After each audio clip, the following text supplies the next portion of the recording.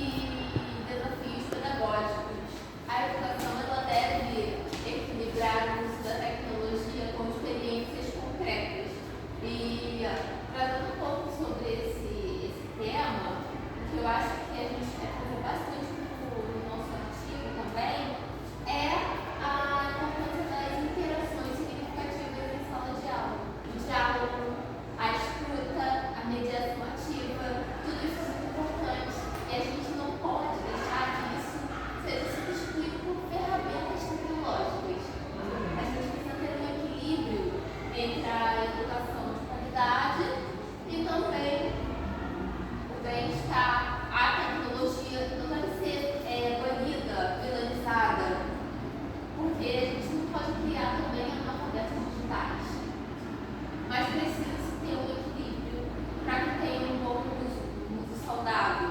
E isso não é uma fala minha, tipo, Jéssica, você está falando isso? Não, esse discurso é embasado pela Associação Americana de Pediatria, que apoia essa questão do uso saudável nas escolas, nos desafios pedagógicos.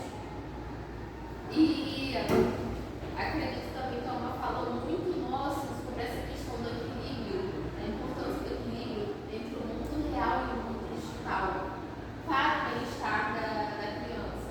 E no nosso artigo a gente quer trazer para esse ponto as ideias como a criação de políticas educacionais voltadas para a alfabetização digital e o bem-estar tecnológico.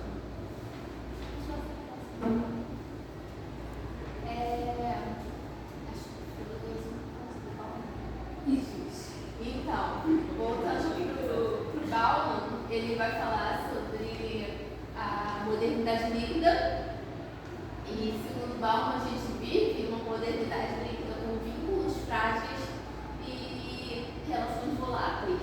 As redes sociais elas moldam as identidades baseadas em visibilidade e validação externa. E como é que entra a geração alfa nesse contexto? A geração alfa nesse contexto, eles têm uma identidade que ela se torna fragmentada e transitória, porque tudo para eles se torna moldado pela lógica da visibilidade e performance digital. Tudo é sobre quantos likes eu tenho. Tudo é sobre a postagem que viralizou. É tão medo que o Bauman fala, tá achando que like é amor. E É. daí com a mão assim, ó. Quantos comentários eu tenho? Eu recebi um feedback, eu fui notado. A relação social externa de todo mundo lá aqui fora não vai importar para eles tanto quanto a relação social com o pai. E isso não é só uma coisa de eu estou bem, tá tudo bem. Não, isso afeta diretamente a autoimagem deles. Então, se eu não tenho tantos likes, se eu não tenho tantos comentários, logo eu não sou tão bem aceito, logo eu não sou tão bonito, e isso vai mexendo com todo o desenvolvimento emocional deles. E essa transformação afeta as formas de socialização e vínculos afetivos dessa geração. E aí, dentro desse tema, a gente vai falar sobre alguns autores que embasaram o nosso estudo. E eu trouxe aqui também, a gente trouxe aqui as contribuições de Jonathan Haidt e o Michael Desmond. Eu pedi para o Google me ensinar, gente. O Haidt, ele vai falar que as redes sociais geram ansiedade e reconfiguram a infância moderna.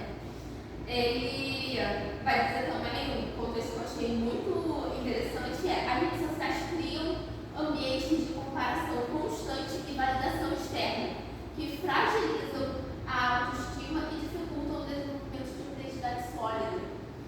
Eles não se tornam sólidos, eles se tornam realmente transitórios, porque é o que está em alta. Está em alta, com o cabelo curto, eu vou cortar o meu cabelo para ser mais seco online. Está em alta usar topzinho aqui? Não, tá